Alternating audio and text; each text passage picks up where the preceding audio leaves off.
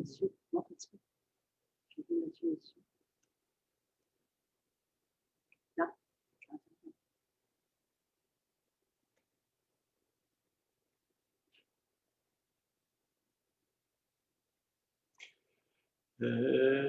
Bon. OK. Bonjour, les amis. On a encore un petit délai, là. Bonsoir, Linda. Céline. Alexandra. Vous deux, allô, allô. Allô, allô, les Nathalie.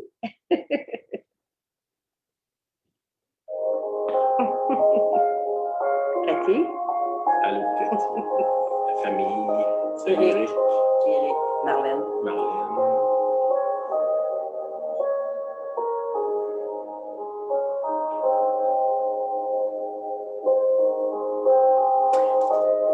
Allô à vous deux. Allô. Mélanie. La famille. Daniel.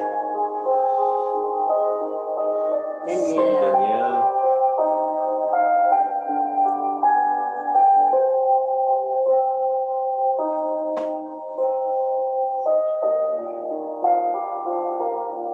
Allô, Caroline. Denis. Salut, Denis. Denis, Nathalie aussi. Allô, les amis. Bonsoir. Caroline. Allô, Linda. Linda, content de vous voir.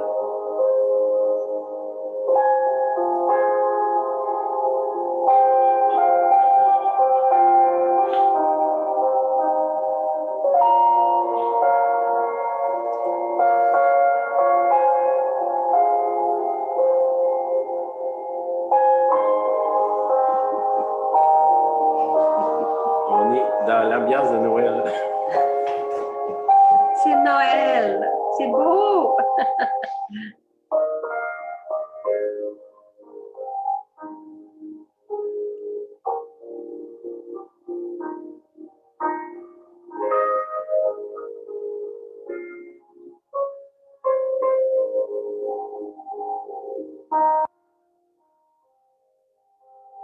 Caroline Baudouin. Salut de Nathalie, Léna. Léna.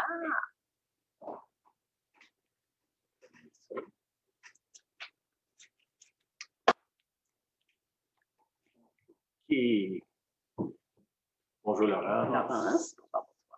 Bonsoir, oui.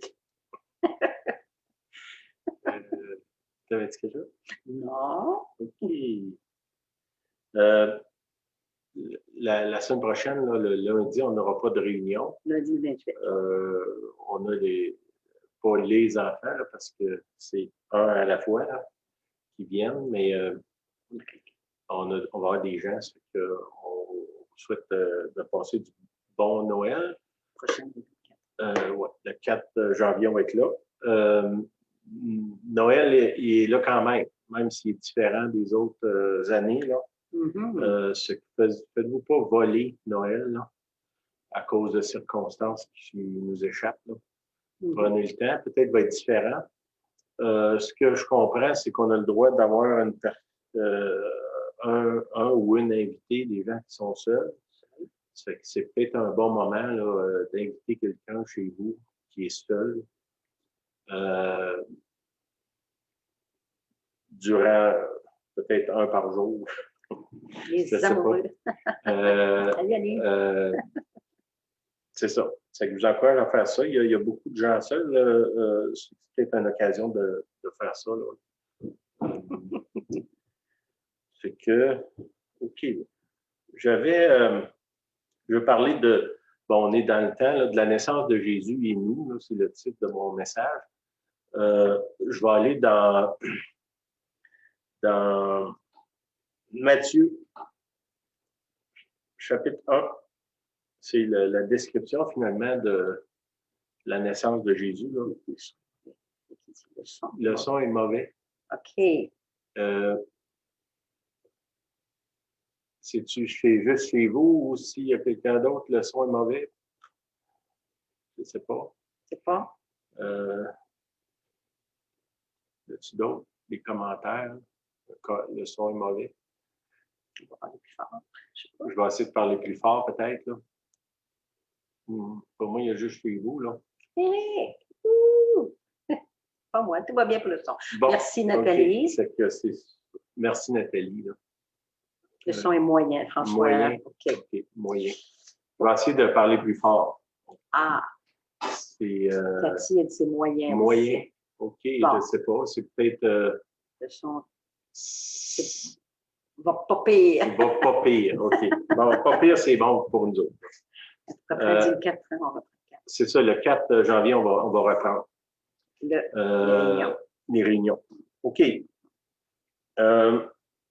Mathieu. Voici Matthieu 1, 18. Je vais fermer l'Internet ici. Là. C'est ça. Attendez un petit peu. Là. OK. OK. Ça va peut-être donner une chance. Alexandra, c'est OK. OK, c'est bon. Matthieu 1, 18. Voici de quelle manière arriva la naissance de Jésus-Christ. Verset 19. Marie, sa mère, ayant été fiancée à Joseph, se trouva enceinte par la vertu du Saint-Esprit avant qu'ils eussent habité ensemble. OK? Bon, première chose que je vois dans ça, c'est que c'est Dieu qui choisit qui il va choisir. C'est pas Marie qui a essayé de waiver et de dire Seigneur, je suis là, utilise-moi, utilise-moi. Le Seigneur arrive là, puis il prend elle. Selon la prophétie de l'Ancien Testament, ça dit la nubile, ça veut dire c'est une jeune femme que Dieu appelle, qui n'est pas préparée, qui n'a rien de spécial, quelqu'un d'ordinaire. Ça, c'est Dieu qui choisit. Et ça, c'est le premier point pour nous autres. Dieu prend des gens que souvent, nous autres, on verrait, ben, pourquoi il n'a pas pris un autre qui est bien plus qualifié ou mieux organisé ou mieux instruit ou qui parle mieux, qui est mieux habillé ou qui se présente mieux. Le Seigneur, il est souverain quand il choisit des gens. Puis ça, nous, on doit apprendre à accepter ça. Des fois, c'est comme si nous autres, on dirait, Seigneur, tu sais pas choisir ton staff. C'est un peu arrogant de penser ça. Là. Des fois, il y a des gens que Dieu va choisir, puis nous, ça serait vraiment pas notre premier choix, peut-être même pas notre 10e choix, mais c'est Dieu qui décide. Puis ça, c'est le premier point que je veux soulever. Puis il faut faire attention que quand Dieu fait quelque chose, que parce que ça ne vient pas d'une manière logique pour nous, qu'on le rejette. Souvent, le Seigneur, il vient d'une façon que nous, on ne ferait jamais. Là. Les méthodes de Dieu, ça ne s'apparente pas aux nôtres. Nous, on formerait un comité, puis on ferait des interviews, puis toute une affaire, des enquêtes de crédit, des enquêtes de moralité. Le Seigneur, lui, ben, il choisit quelqu'un. Quand la personne est choisie, il faut que nous, on ait le discernement, puis de voir cette personne est choisie de Dieu, un bizarre de choix, mais c'est quand même Dieu qui l'a choisi. Et ça, c'est mon premier point. Le deuxième, c'est, ça dit, Joseph, son époux, qui était un homme de bien et qu'il ne voulait pas la diffamer, parce que, vous savez, dans l'Ancien Testament, une femme qui tombait enceinte avant d'être mariée, selon la loi, elle se faisait lapider. Fait que lui, il dit, ben, je vais essayer de m'organiser qu'au moins elle ne se fasse pas lapider. Je vais m'esquiver de la scène, puis je vais me cacher. Ça dit, il se proposa de rompre secrètement avec elle. Il est pogné un peu dans un système qui est quand même assez serré, là. Puis, il veut pas lui faire du mal, mais en même temps, il n'est pas prêt à s'engager dans une affaire comme ça. OK. Dans le cas de Joseph, pour moi, c'est quelqu'un qui est appelé à accompagner, à supporter quelque chose que lui-même n'a pas engendré. Puis pour nous, ce que ça peut vouloir nous dire, c'est que ça se peut que Dieu me demande d'accompagner quelqu'un d'autre dans le ministère. J'avais un petit peu comment dire, un inside joke avec le frère Nelson. On se disait, ben, je vais y aller avec toi, puis je vais transporter ta valise. Ben, ça se peut-tu que Dieu m'appelle à transporter la valise de quelqu'un d'autre, puis que c'est pas moi qui est sur l'estrade, c'est pas moi qui est visible, c'est pas moi qui fait qui a les honneurs, si on peut dire ça, s'il y en a des honneurs. Mais que quand même Dieu m'a appelé à accompagner quelque chose que je n'ai pas engendré. Dans le cas de Joseph, on voit qu'il hésite. Il ne veut pas quand même tout scraper, mais il n'est pas prêt à embarquer dans quelque chose que lui-même n'a pas conçu. Puis ça, on pourrait dire, ben, on peut le comprendre, là. Mais c'est possible que dans votre vie, Dieu vous demande de supporter, d'encourager, de financer quelque chose que, dans le fond, vous n'avez pas parti, vous n'avez pas organisé, vous n'avez pas choisi même. Je ne pense pas que c'était dans ses plans à Joseph que cette chose-là arrive. Puis, tu sais, pensez-y un peu là, que votre femme, ou ben là, dans le cas-là, c'était sa fiancée, elle arrive, elle dit, ben là, je suis enceinte, mais inquiète-toi pas, c'est Saint-Esprit. Je ne sais pas, elle a peut-être un petit peu de misère à avaler ça, là. C'est que dans ça aussi, il faut faire attention. Ça se peut que Dieu vous arrive avec quelque chose que vous allez avoir de la misère à avaler ou à accepter. Mais avant de le rejeter, faites attention, prenez un pas. Ça dit au verset 20, comme il y pensait. OK? Lui, il avait quelque chose que beaucoup qui manque aujourd'hui, là. C'est il pense avant d'agir. Puis ça, c'est quelque chose que nous, on devrait peut-être développer plus, là, de penser. Penser ici, on peut dire réfléchir, prier, méditer, consulter, tout ça pour aller avec le mot penser ici. Et pendant que lui, il réfléchissait, qu'il attendait de voir qu'est-ce que je vais faire avec ça, au lieu d'exploser dans une colère. Comprenez que la situation propice à la colère, là. Quand je vous dis, la fiancée qui arrive, qui dit, ben là, je suis enceinte, mais c'est le Saint-Esprit. Pas sûr. Il y a bien du monde que je connais qui aurait fait une crise là-dessus. OK. Lui, il pense. C'est bon. Dans Proverbe 24, 3, ça dit, c'est par la sagesse qu'une maison s'élève, par l'intelligence qu'elle s'affermit. OK? Si on veut construire quelque chose, ça prend la sagesse. Puis un des fondements de la sagesse, c'est de réfléchir, puis de ne pas agir de façon précipitée. Okay? Si on parle ici de construire, d'élever quelque chose, de bâtir. Et ça dit, pendant que lui pensait, voici un ange du Seigneur lui apparut en songe. Okay? Des fois, si on attendrait un peu plus longtemps avant de décider, on aurait peut-être des révélations de quoi faire avec ce qui est là devant nous autres.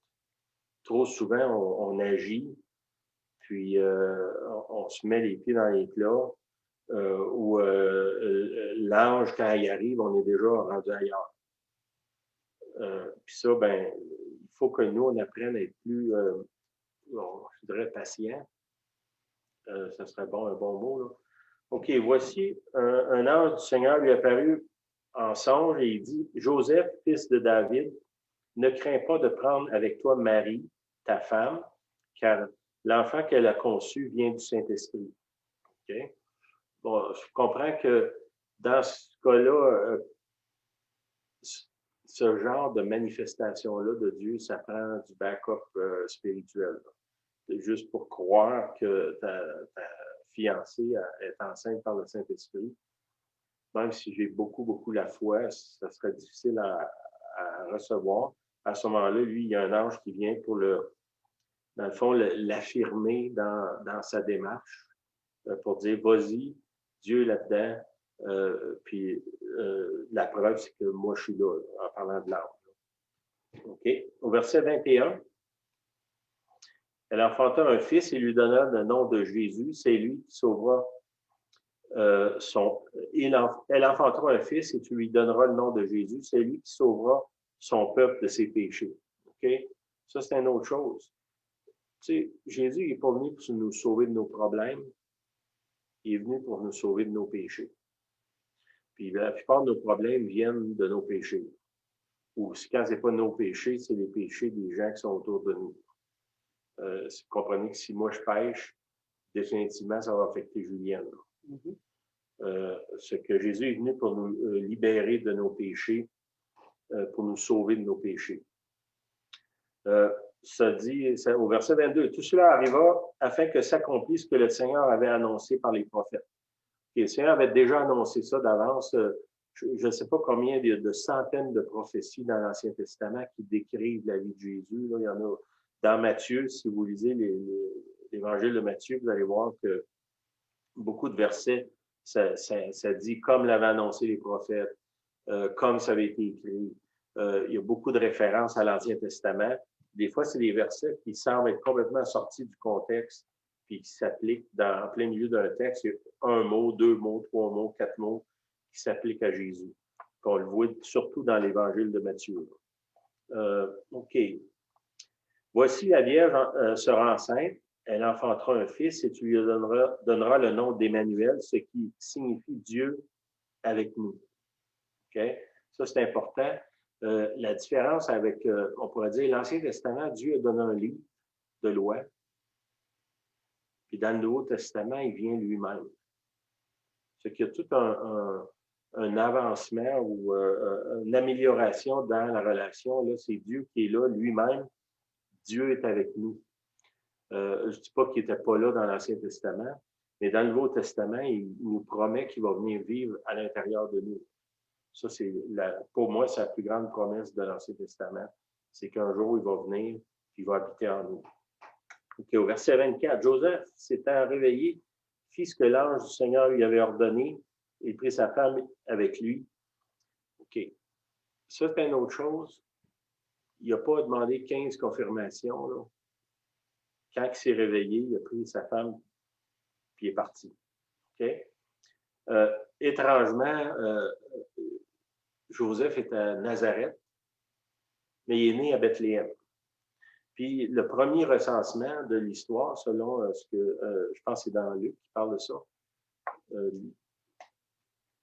il a lieu à ce moment-là. Puis qu'est-ce que je veux dire par ce que moi je vois dans ça, c'est que le Seigneur, il influence même l'Empire romain pour créer une situation, pour faire bouger Joseph de Nazareth à Bethléem. Pourquoi? Parce que la prophétie a dit que Jésus doit naître à Bethléem. Mais Joseph n'est pas là. C'est qu'il faut qu'il s'en aille à Bethléem. Puis là, le Seigneur, comment je dirais, il utilise l'Empire romain par un décret de César pour prendre Joseph, sa femme, puis les envoyer à Bethléem. C'est quoi? C'est Luc 1, Luc chapitre 2 au verset 1 et 2. Premier recensement. C'est ça. Ça, c'est important. Pourquoi? Parce que la provision de Dieu est à Bethléem, mais pas à Nazareth. C'est qu'il faut qu'il s'en aille où est-ce que la provision allait. On va voir plus loin ce que je veux dire par la provision. Ça, c'est ce que nous, on appelle la volonté géographique de Dieu. Okay? Dieu a une volonté géographique. Si, mettons, il m'appelle à être, je sais pas, au Mexique, puis que moi, je suis à Montréal, mes ressources sont au Mexique. Puis là, je suis à Montréal à me débattre. Comment ça marche pas? Puis, Seigneur, t'es où? Puis, le Seigneur, il est au Mexique, il m'attend là. Mais dans ce cas-là, ici, Dieu a utilisé des événements pour l'amener où est-ce qu'il devait. Dans d'autres cas, le Seigneur, il va nous dire, ben, va-t'en à telle place. On va voir plus bas, c'est ça qui arrive là. OK? Ça dit, mais il l'a connu point jusqu'à ce qu'elle ait eu enfanté un fils avant, auquel il donne le nom de Jésus. Bon, le mot connaître, là, vous comprenez que c'est des relations sexuelles. Chapitre 2, verset 1. Jésus étant né à Bethléem en Judée, au temps du roi Hérode, voici des mages d'Orient arrivèrent à Jérusalem et dirent, où est le roi des Juifs? OK. Pensez à ça. Le Seigneur, il y a plein de monde riche à Jérusalem, c'est des Juifs. Là. Les Juifs sont réputés pour du monde qui sont proches de l'argent, pas proches de l'argent, mais je veux dire, des gens qui vont générer beaucoup d'argent. Puis, ça veut dire qu'il y a des ressources là, à Jérusalem, à Bethléem, c'est juste côté. Là. Puis Dieu, lui, il suscite des gens de l'Orient.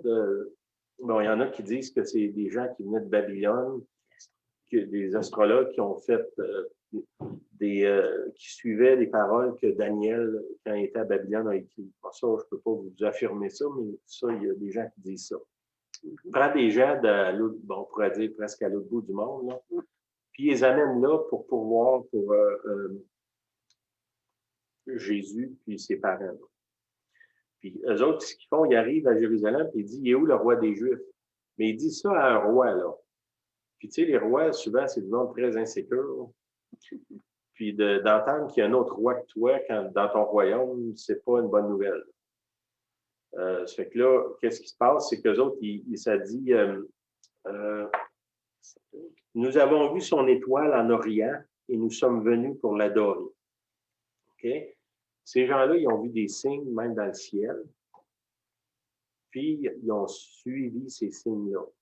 Moi, j'ai remarqué souvent quand Dieu nous conduit en quelque part, conduit vers sa volonté, finalement, il y a souvent des signes tout le long du chemin. Des fois, c'est des petits signes, des mots, des paroles qu'on reçoit, des choses qui sont là sur le long du chemin qui confirment qu'on est à la bonne place. Des gens qui viennent, soit par des prophéties, des événements, des ressources qui sont là, qui nous confirment que le Seigneur est dans ce qu'on fait. Là. Eux autres, ils ont vu l'étoile de Jésus, mais ils l'ont vu en Orient, dans un autre pays qui est probablement Babylone ou dans ce coin-là. Notre capacité à lire les signes, quand Dieu est à l'œuvre, en train de faire quelque chose, on doit être alerte, puis de voir les signes. J'ai remarqué que la plupart du temps, quand on marche avec le Seigneur, tu sais, ça dit, ta parole est une lampe à mes pieds. Vous comprenez que si j'ai une lampe à mes pieds, je ne vois pas à 1 kilomètre.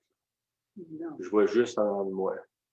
C'est qu'à chaque pas, il faut que je sois alerte pour marcher dans la direction que Dieu m'a appelée. Oui, des fois, Dieu va donner des directions très claires. Il y a un prophète qui disait, quand tu reçois des directions super claires sur ce que tu dois faire, c'est parce que l'enfer va se déchaîner contre toi pour pas que tu y arrives. Ça fait que c'est pas nécessairement la meilleure idée au monde d'avoir des directions super claires. Là. Ça veut dire que tu t'en vas dans des combats énormes. Puis souvent, la seule chose à laquelle tu vas pouvoir t'accrocher, c'est ce que le Seigneur a dit. Parce que tout le reste va te glisser des mains. C'est qu'ici, on voit, il y a des signes qui sont là. Eux autres, ils ont vu une étoile. On ne sait pas pourquoi. Ils savent que c'est l'étoile de Jésus qui les conduit vers Bethléem. Okay? Vers la Judée dans ce cas-là. Le roi Hérode, ayant appris cela, fut troublé et tout Jérusalem avec lui. Dans le fond, tout le monde de Jérusalem avait entendu cette histoire-là. C'est une histoire qui troublait tout Jérusalem. Quelque chose une histoire qui troublait les gens qui étaient là, des rois d'un autre pays qui arrivent et disent on vient adorer le roi. Puis là, Hérode, il est là. Puis Hérode n'est pas à réputation d'être le monarque le plus gentil qui existe. Là. Le roi Hérode, ayant appris cela, fut troublé et tout Jérusalem avec lui. Il assemblait tous les principaux sacrificateurs, les scribes, et s'informa auprès d'eux d'où devait naître le Christ. OK. Ça, c'est une affaire un peu qui me trouble. Là. Le roi Hérode, qui est un roi païen, là, même qui vient des Édonites, qui est comme les ennemis d'Israël, qui règnent sur Israël, un roi ennemi qui règne sur eux. Il demande aux sacrificateurs de où devait naître le Christ. Les sacrificateurs s'empressent d'aller le voir. Dans les rouleaux. Puis là, ils lui disent, bon, au verset 5, à Bethléem en Judée, car voici ce qui a été écrit par les prophètes. Et toi, Bethléem, terre de Juda, tu n'es certes pas la moindre entre les principales villes de Juda, car de toi sortira un chef qui paîtra Israël, mon peuple. Eux autres, ils savent exactement où est-ce qu'il va naître le Messie. Il y a des rois mages qui arrivent en lui disant le Messie est arrivé. Qu'est-ce qu'ils font? Ils vont voir Hérode, puis il n'y a aucune mention dans les Écritures qu'ils vont voir à Bethléem. Puis ça, c'est les gens les plus instruits sur les prophéties de l'Ancien Testament concernant le Christ. Puis, les sacrificateurs et les scribes. Les scribes, ça, c'est les gens qui transcrisaient la Bible à la main, les Écritures. C'est des gens qui connaissent la Bible. Si vous étudiez l'histoire de ça, ils savaient combien il y avait de lettres dans la Bible, combien de phrases, combien de mots. Et tout était calculé pour être sûr qu'ils ne fassent pas d'erreur. Ça me parle à moi. Là. C'est nous autres, les scribes modernes, c'est nous autres. C'est qui connaît la Bible aujourd'hui? C'est pas les gens du monde, c'est les chrétiens. Surtout les chrétiens évangéliques. Évangélique, c'est quoi notre titre? Nous autres, on croit que l'Évangile ou la Bible, c'est l'autorité suprême. Ça veut dire que les scribes aujourd'hui, c'est nous autres. Là, ces gens-là, ils savent exactement ce qui va arriver, puis ils font rien. Peut-être qu'ils sont plus intéressés de se faire voir par Hérode le roi que de chercher ce que Dieu veut faire. Ils sont plus intéressés par Hérode le roi que Jésus le roi. Parce que ce que les rois mages disent, il est où le roi des Juifs? Qui vient de naître. Donc, ça ne se réfère pas à Hérode. C'est un autre roi. Puis ceux qui devraient être les premiers à se garrocher là, ils ne sont pas là. Puis ça me parle parce que j'ai remarqué beaucoup de fois, quand Dieu est en train de bouger, est en train de faire quelque chose de nouveau, quelque chose qu'on n'attend pas, quelque chose qui ne vient pas de la façon qu'on veut, on est les premiers, nous autres, les chrétiens, à dire « ça, c'est pas de Dieu ». Pensez à tout ce qui entoure cette affaire-là. Une fille inconnue qui n'est pas mariée, qui a un enfant.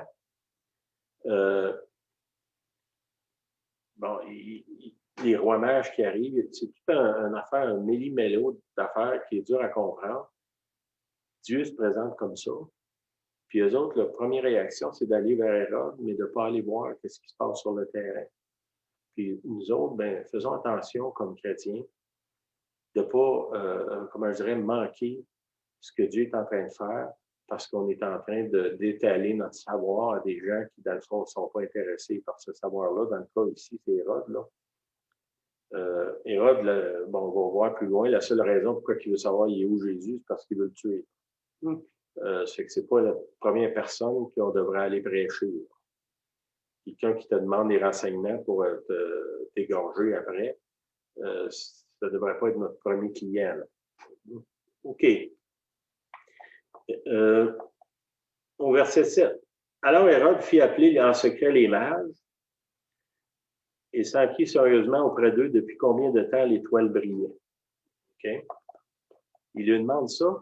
Bon, je reviens en arrière un petit peu. Les rois mages, ils partent de l'Orient. Ils s'en viennent à Jérusalem. Puis quand Hérode fait tuer les enfants de Bethléem, c'est quoi sa référence? Tous les enfants de 2 ans et moins.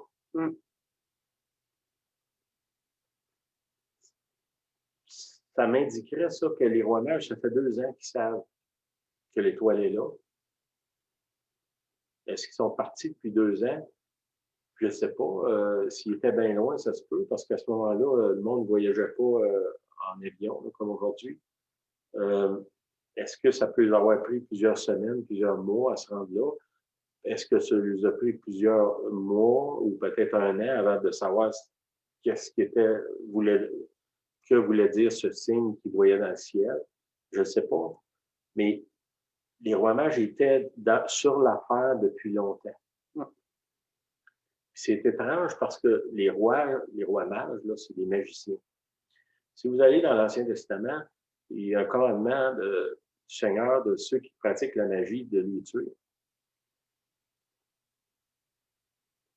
Puis étrangement, quand Jésus vient, le premier groupe de gens qui est en train de fouiller, de chercher, d'investiguer la venue de Jésus, c'est des magiciens. Puis ça encore là, moi, comme chrétien évangélique, je me dis, j'espère que si Dieu revient, pas dans le sens de l'enlèvement, mais revient nous visiter pour un réveil, que les magiciens ne passeront pas en avant de moi.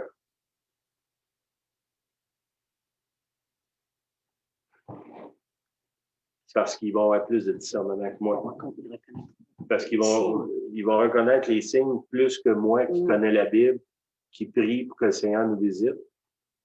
Puis que quand il nous visite, je ne vais même pas voir. Ou je vais critiquer qu'est-ce que Dieu est en train de faire parce qu'il ne vient pas de la façon que moi je m'attendais. Soyons prudents là-dessus, là. Parce que je l'ai vu. Ça fait longtemps qu'on est chrétien. Ça fait combien d'années? 40 ans. Oui, 40 ans. Puis, on a vu à plusieurs occasions des mouvements de Dieu qui sont venus. Puis, étrangement, les gens qui ont combattu le plus ces mouvements-là, c'était les chrétiens. Qui attendaient le réveil. Qui, en plus, qui attendaient un réveil. Puis, quand Dieu est venu d'une façon étrange, que les autres ne comprenaient pas, ou qui ne fitaient pas avec ce que les autres croyaient, ils ont combattu ça de façon féroce. On était là en première ligne dans ça. Je vous parlerai de ça une autre fois. OK.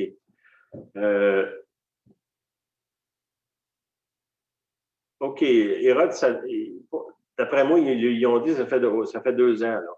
Depuis quand l'étoile brille? Parce qu'on voit plus loin qu'Hérode fait tuer les enfants 2 ans et moins. Puis, il les envoyait à Bethléem en disant « Allez, prenez des informations exactes sur le petit enfant.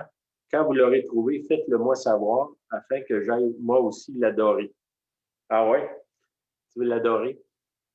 Vous savez que Bethléem, c'est à peu près comme, mettons, si de Québec à Lévis. Sauf qu'il n'y a pas de fleuve, là. Si je passe par Jérusalem, je veux dire, Jérusalem à Bethléem, là, c'est quelques kilomètres, c'est pas loin, là.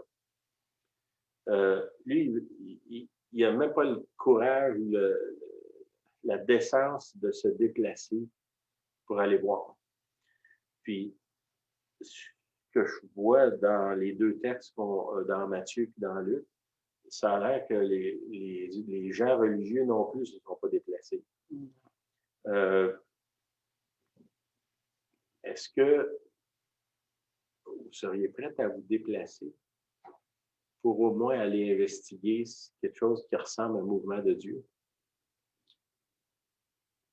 Ou vous allez être comme quelqu'un qui m'a déjà dit « Ah, ben si Dieu veut me visiter, qu'il vienne chez nous dans mon salon. Hein? Peut-être qu'il ne viendra pas dans ton salon si tu n'as pas le cœur de te lever puis aller voir ce qui se passe ailleurs. Puis ça aussi, on l'a vécu. On était en première ligne là-dessus. Là. Des voyages qu'on a faits que les gens qualifiaient de fous, là, qui nous ont permis de voir le mouvement de Dieu. Souvent, pour voir ce que Dieu fait, il faut être prêt à se déplacer, investir du temps, de l'énergie puis de l'argent. Puis ça, ben, ça révèle aussi notre cœur. OK, là, je suis rendu dans Luc 2. Parce qu'il y a un bout de l'histoire qui est dans un des évangiles, qui n'est pas dans l'autre. Lorsque les anges, Luc 2, verset 15, lorsque les anges les eurent quittés, on parle des bergers, là, pour retourner au ciel, les bergers se dirent l'un à l'autre, « Allons jusqu'à Bethléem et voyons ce qui est arrivé, car ce que le Seigneur nous a fait connaître. » OK. Les anges apparaissent aux bergers à Bethléem. Il y a un cantique d'anges. Je pensais à ça aujourd'hui, ça dit que c'est une partie de l'armée céleste qui était là. Nous autres, ici, il y avait un festival voisin, là, c'était Woodstock en Beauce. Puis il y avait un énorme système de son. Le village qui était à 5 km d'ici, dans le village, on entendait. Bon, imaginez le système de son qu'il y a au ciel quand tu t'envoies une armée d'anges qui se mettent à chanter dans le ciel. Ils ont dû entendre ça à des kilomètres autour. Une partie de l'armée céleste qui est là, qui chante. Hein? Gloire à Dieu dans les lieux célestes. Les bergers sont là, ils reçoivent ce message-là, puis ils s'en vont voir à Bethléem qu'est-ce qui se passe. Qu'est-ce qu'ils trouvent? Bon, vous connaissez l'histoire. À cause du recensement, il y a beaucoup de gens qui se sont déplacés. Puis probablement que Bethléem, qui est un petit village, s'est retrouvé avec plus de voyageurs que de chambres à louer, là. Puis, Joseph, sa femme, probablement pas des gens riches ou pas des gens connus, là. Il se retrouve à être dans un étable, là. Jésus est dans une crèche. Est-ce que c'est un étable? Peut-être pas, parce que est-ce qu'il y a des étables en Israël? Je ne sais pas, hein, mais il y a un endroit pour les animaux. Dans une crèche, la crèche, c'est là la mangeoire des animaux, finalement. Il se retrouve là. Puis, dernièrement, je lisais un article, c'est un monsieur c'est un juif.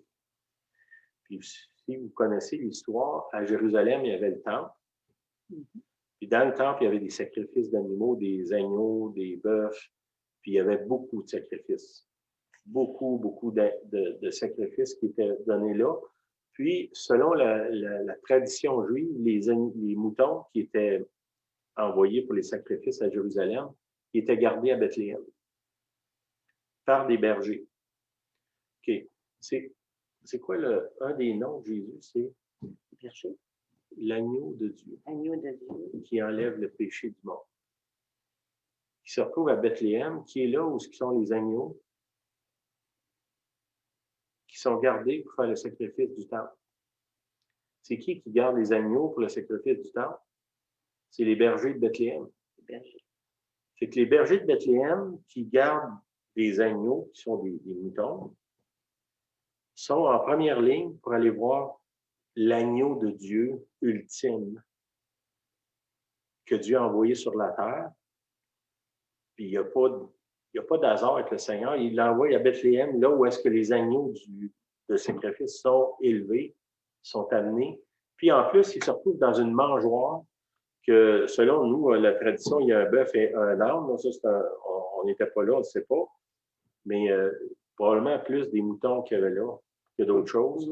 L'agneau de Dieu se retrouve en plein milieu des agneaux, des moutons, avec les bergers de Bethléem qui annoncent qu'il est venu sur la terre pour se sacrifier, même à sa naissance.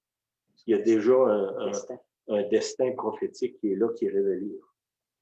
Ça, c'est un livre qu'on a, c'est un juif qui écrit beaucoup de choses, là.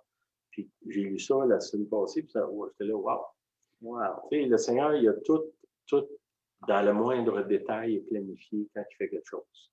Pensez au recensement, les rois mages qui sont partis depuis longtemps, puis qui arrivent là, les bergers, l'agneau qui est là, tout est là. Le Seigneur a tout mis en place le long du chemin pour que son plan parfait s'accomplisse. Puis, tu sais, Dieu n'est pas changé. Il est le même aujourd'hui, c'est-à-dire il est le même hier, aujourd'hui, éternellement. C'est que Dieu n'a pas arrêté d'agir au quotidien dans nos vies après la venue de Jésus. Il a continué à le faire. Vous comprenez que l'événement de Jésus, c'est un événement qui est extraordinaire dans l'histoire de l'humanité. On ne vivra peut-être pas ce genre d'événement-là, mais dans notre vie personnelle, il y a des événements extraordinaires que Dieu va agir ou est-ce qu'il va tout mettre en place pour que les choses arrivent comme il l'a annoncé. Puis nous, ben, notre rôle, c'est d'être là, d'accompagner, si c'est notre rôle d'accompagner, de porter, si c'est notre rôle de porter, dans le cas de Marie, elle portait, de financer ou d'agiter, parce que les rois mages, ils ont agité Jérusalem, ils ont agité la région. Des fois, il y a des gens qui sont là, puis on pourrait dire des agitateurs, là. Puis qui amènent la provision. D'autres qui sont les bergers, qui représentent, qui symbolisent là, ce que Dieu veut faire. OK?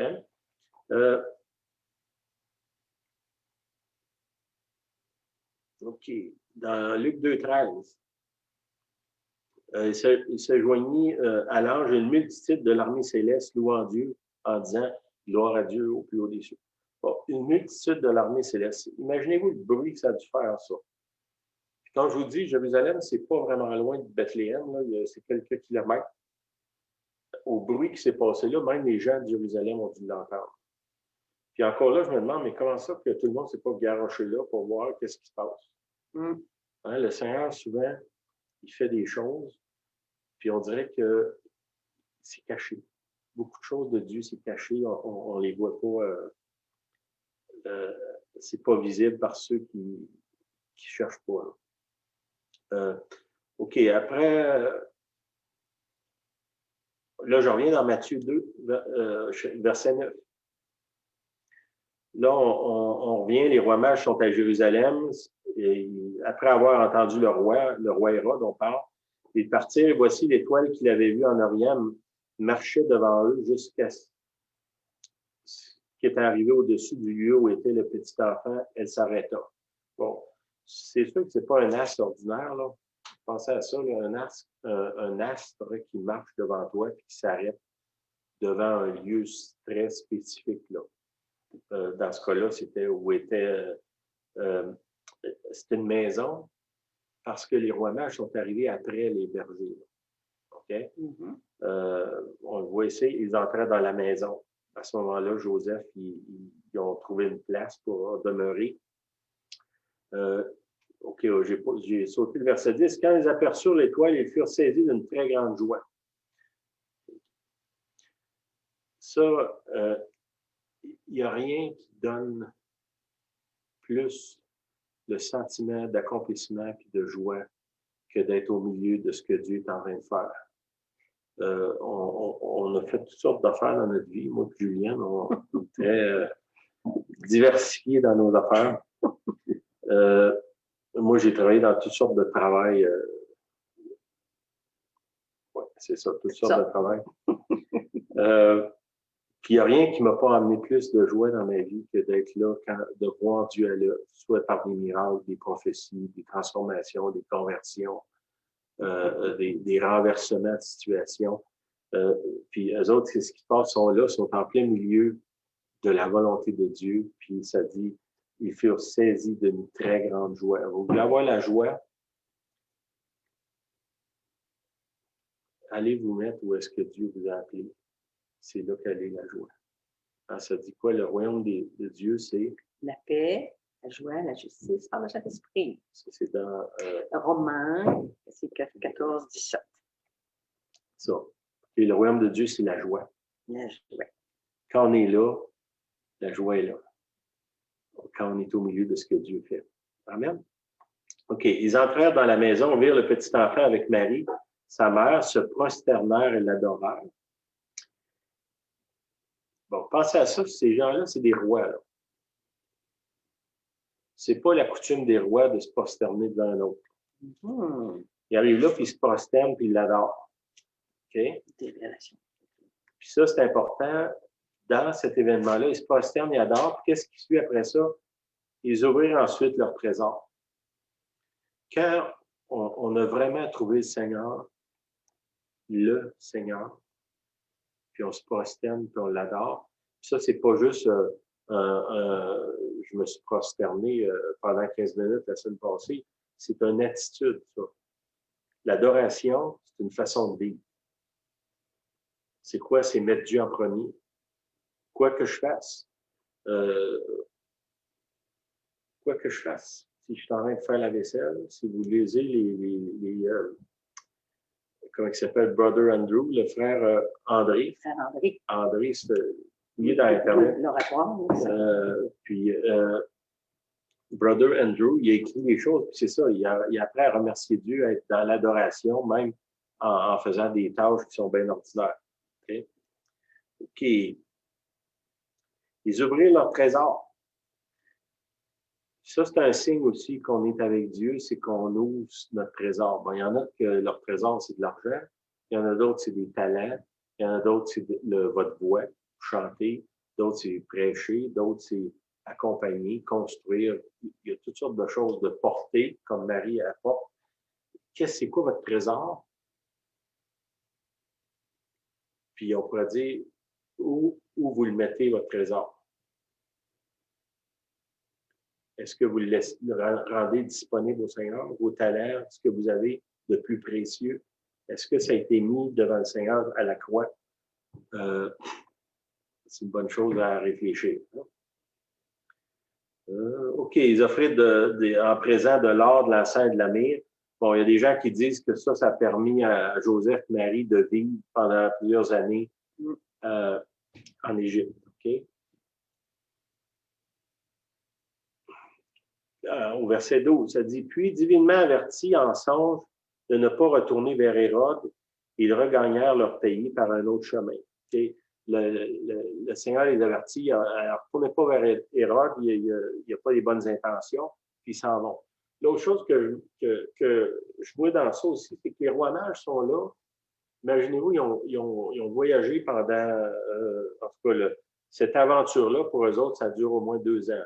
Est-ce qu'ils ont été sur la route 2 ans? Je ne sais pas. Mais ils ont été sur la route quand même un bout de temps. Là. Ils viennent, ils amènent des trésors, donnent ça. Puis, je ne sais pas, ma première idée à moi, ça serait, on déménage ici, on reste ici, on veut voir cet enfant-là grandir. Hein? On vient de trouver le Messie, le Sauveur du monde.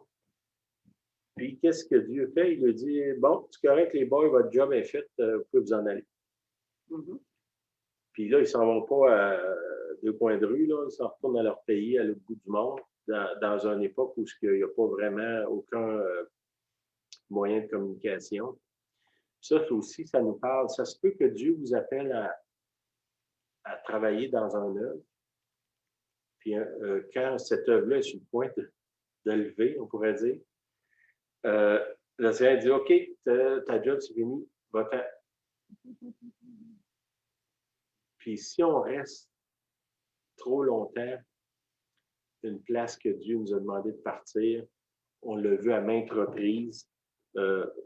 Des exemples que j'ai vus, c'est, mettons, un pasteur. Le Seigneur, il dit, ton temps ici est fini. Pas que lui est fini, que le temps est fini. Puis le pasteur, il s'entête à rester là. Parce que des fois, c'est mettons, je ne sais pas, j'ai aidé à construire ou partir une église. Ça fait 15 ans que je suis là. J'ai un attachement, c'est comme si ça fait partie de moi. Là. Puis le Seigneur dit, bon, c'est fini, tu t'en vas. C'est facile à dire, pas facile à faire. Puis souvent, ce qui se passe, c'est que si on reste là, quand c'est le temps de partir, on est en danger de détruire l'œuvre qui est là. On l'a vu, ça, on était témoin de ça à plusieurs reprises, moi puis Julienne. Autant quand c'est le temps d'aller à quelque part, on doit y aller. Autant quand c'est le temps de partir, on doit partir. Puis un est aussi important que l'autre. C'est aussi important d'aller où est-ce que Dieu m'appelle que de m'en aller de cette place-là quand c'est le temps. Là. Ça aussi, il faut apprendre à discerner ça parce que souvent, Dieu va nous demander de partir à un moment, on va dire des gens qui, des fois, qui sont appelés à démarrer quelque chose. Mettons un missionnaire ou un pasteur part en œuvre. Les premières années, il est obligé de travailler, financer tout ce qu'il fait, prendre son argent, de combattre, de toutes sortes d'adversités de toutes sortes, spirituelles, émotionnelles, physiques. Puis là, quand ça se met à aller bien, que là, il y a une bonne base, il y a un bon groupe, il y a des finances, et enfin, il pourra avoir un salaire, le Seigneur va dire, bon, OK, tu as fini ici, tu t'en vas ailleurs, recommence à zéro ailleurs. Bon, il y a des gens qui sont appelés à faire ça. Puis dans certains cas, c'est pas toujours facile de vivre dans ces conditions-là. Puis la personne elle va essayer de rester. Puis là, il y a un danger que l'œuvre va éclater. Puis ça va le disperser. C'est que si Dieu vous appelle à faire quelque chose, ben soyez conscient que ça se peut qu'il y ait une fin à ça. Puis quand la fin arrive, ben, de partir. OK?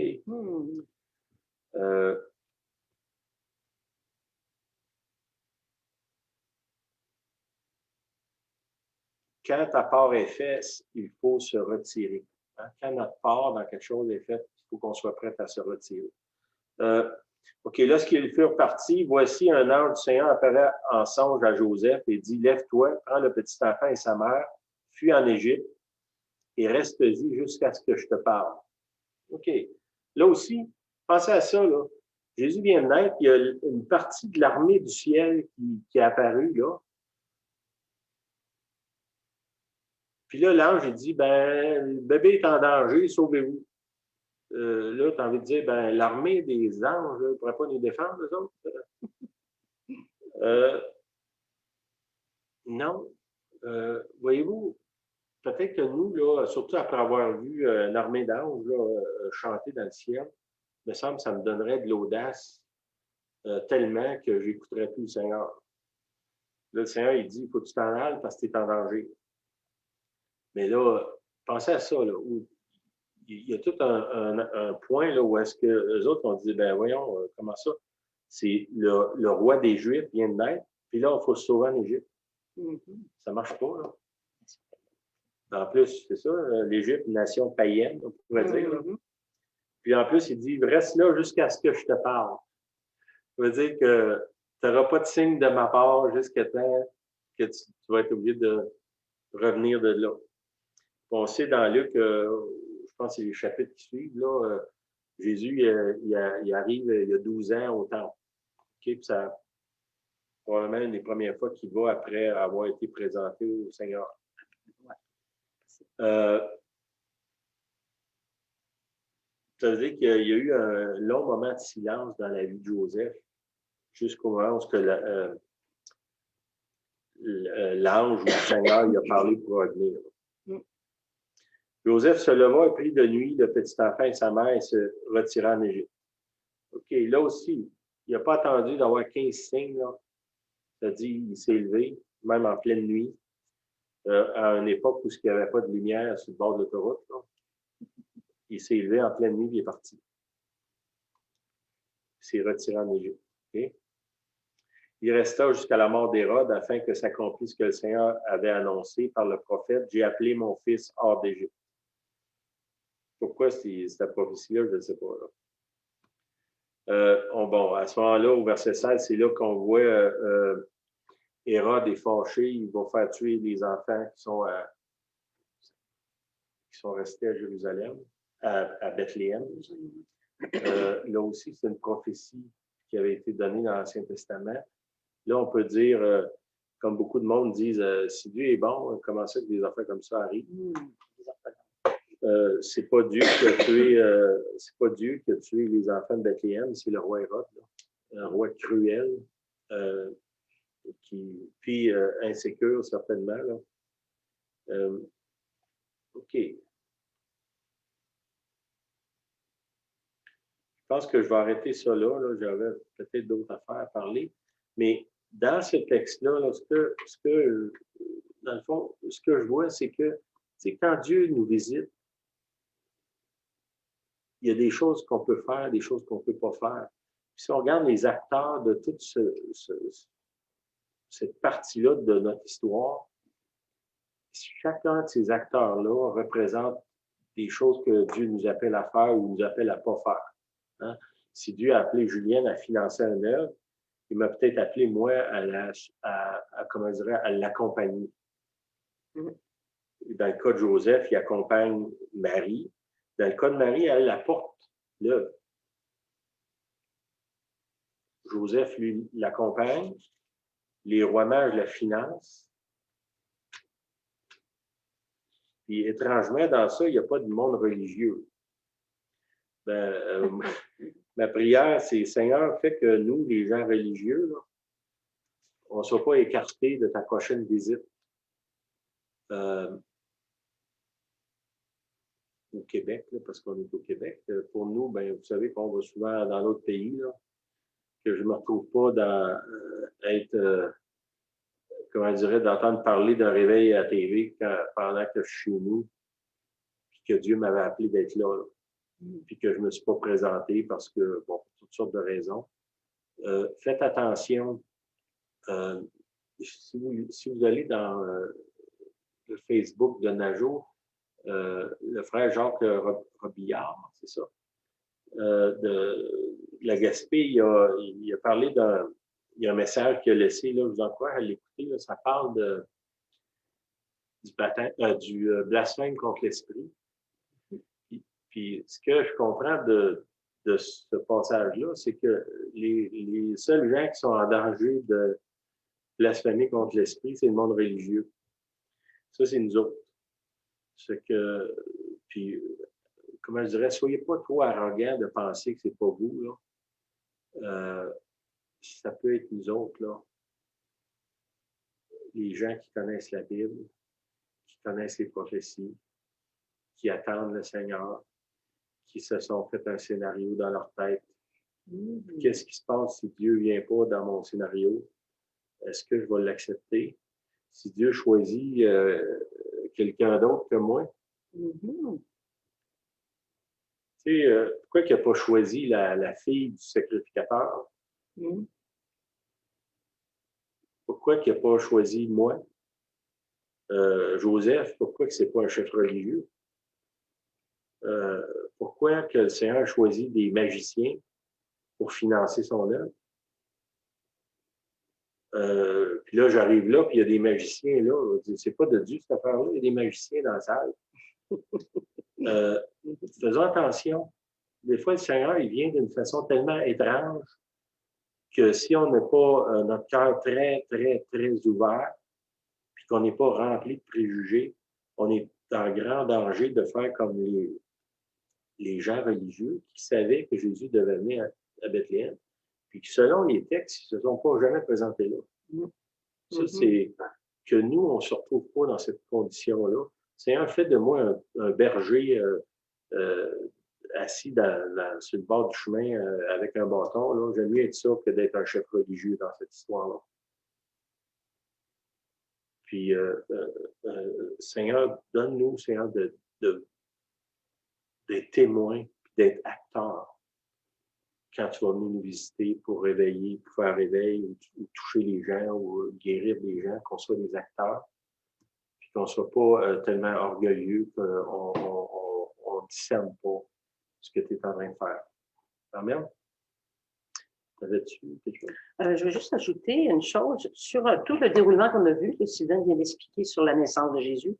À toutes les étapes, Sylvain a bien défini chaque étape, on remarque une chose, c'est que autant Marie que Joseph, que les bergers, les rois mages, même Hérode, les sacrificateurs, tout est par révélation. Chacun a reçu une révélation divine, directe du ciel. Marie, c'est l'ange qui vient pour annoncer tu seras enceinte. Joseph, c'est par des rêves. Ensuite, les bergers, ils viennent, ils vont courir parce qu'ils ont eu une multitude d'anges célestes qui chantaient, qui leur donnaient un signe même. Ensuite, les mages, ils ont suivi une étoile. C'est encore une révélation. La révélation va jusqu'à Jérusalem. Les sacrificateurs, connaissant la parole, les rouleaux de l'époque, vont encore ajouter, oui, c'est une révélation, il va naître à Bethléem. Hérode, qui est troublé, il est troublé parce que c'est une révélation, il y a un roi qui vient naître, je ne savais pas. Voyez-vous que c'est tout par révélation ce qui se passe. Joseph ensuite va fuir en Égypte pour protéger, encore une révélation. Il va revenir, encore une révélation. Dans ce cas-là, c'est les anges. C'est un ange, la voix de Dieu. Et si ainsi de suite, et si ainsi de suite, c'est toujours par révélation. Donc, ma question aujourd'hui, c'était, on a lu l'histoire de la Bible, l'histoire de Jésus depuis qu'on est né, depuis qu'on est petite fille, petit garçon, qu'on connaît l'histoire de la naissance de Jésus. Mais est-ce qu'elle nous a été révélée? C'est une autre question. C'est ce que Sylvain a amené point par point. Ce que je retenais, c'est que chaque événement est une révélation. Ici, dans le temps qu'on est aujourd'hui, dans le confinement qu'on vit là, que même Noël est perturbé avec les restrictions imposées, ici, on se préparait à des révélations. Révélations qui vont venir du ciel, assurément. Hein? On peut discerner les temps quand on regarde le ciel. Il va y avoir une tempête de neige, il va y avoir de la pluie. Vous savez discerner ce qui se passe dans le ciel, mais vous n'êtes pas capable de discerner le temps. Jésus nous dit ça. Moi, mon passage cette semaine, c'était dans c'est Romains chapitre 12 au verset 2, renouvellement dans l'esprit pour discerner la volonté de Dieu. Renouvellement dans l'esprit pour discerner le temps dans lequel on vit maintenant. Fait que c'est pas révélation, je veux rajouter là-dessus. On s'attend à une révélation, on s'attend que Dieu nous parle en rêve, la voix de Dieu, des signes dans le ciel. Attendez-vous à des grandes choses en 2021, je peux vous le dire. Je suis en attente, là, on est toutes les deux en attente, beaucoup d'expectatives, beaucoup d'attentes dans l'année 2021, des révélations qui vont nous guider comme du temps de Marie et Joseph. C'était cette époque-là, c'était encore dans notre époque. Les chefs religieux n'ont pas vu du tout la révélation qu'il y avait là. C'est triste. Ne manquons pas le rendez-vous, je dirais, j'ai marqué, ne manquons pas le momentum qu'on est sur le point de vivre. Fait que c'est ma réflexion suite au message de Sylvain. Veux-tu prier pour nous autres? Oui, je vais prier pour vous autres. Seigneur, je te prie, on termine l'année, c'est notre dernière réunion de l'année. On s'est préparé, on a scruté les évangiles, les écritures, les prophéties. Seigneur, on est dans un temps de fin d'année, mais dans un temps de renouveau pour la nouvelle année. Comme tu t'es révélé à Jésus, Marie, tu as gardé bébé Jésus, il a grandi, il s'était toujours par révélation chaque pas qu'il faisait. Mais Seigneur, on veut marcher dans tes pas, donc viens te révéler à chacun de nous profondément dans nos cœurs, parce que sinon, on n'avance pas. On sait des choses dans notre tête, mais il faut que ce soit révélé dans notre cœur. Des signes, des prodiges, des miracles. Pas des baguettes magiques, mais quelque chose de surnaturel qui va nous conduire dans la nouvelle année, parce qu'on a vraiment besoin d'entendre pour ce 2021 particulièrement. Je prie chacun de nous dans le nom de Jésus. Amen. Amen. Merci. Amen. Merci. On vous aime. De joyeux Noël. Joyeux Noël à chacun. Puis on se revoit au début de l'année. On se revoit le 4 janvier, début de l'année. Soyez prêts. On vient des belles choses. Amen. Amen. Amen. Amen. Soyez bénis. Joyeux Noël. Amen.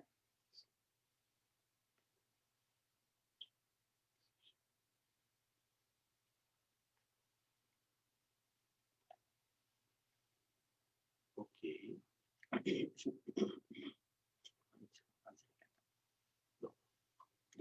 Quand tu prêchais ça, moi, je l'avais déjà soif.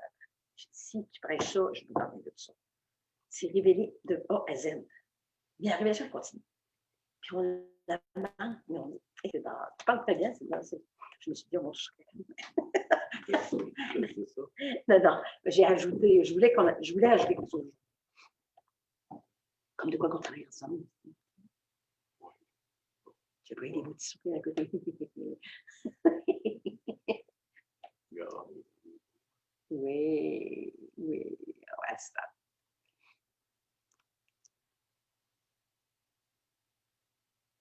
OK. Tu as vu le rouge, c'est bon avec le bleu, tu sais. Ben oui. C'est vraiment rien, c'est ça. OK. Tes notes, je ne sais pas si tu les as envoyées à Hugo. Juste comme Joyeux Noël, on vous aime. Et je pense que tu aimes ça quand tu reçois tes notes, il traduit probablement. Puis il amène un petit enseignement au compteur.